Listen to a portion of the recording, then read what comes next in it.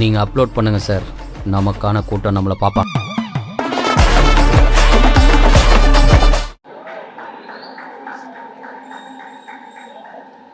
Thank you. So என்னன்னா சந்தியா அப்பதான் எனக்கு கேட்டாங்க, எதுவும் கேள்விகள் கேட்டுறாதீங்க. நான் கேள்விகள் எதுவுமே கேட்கல, but how did you feel to be part of this project அப்படின்றது தனித்தனியா நீங்க சொல்லிடலாம்.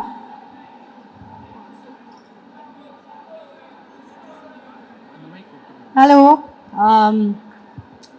It's so nice to be here.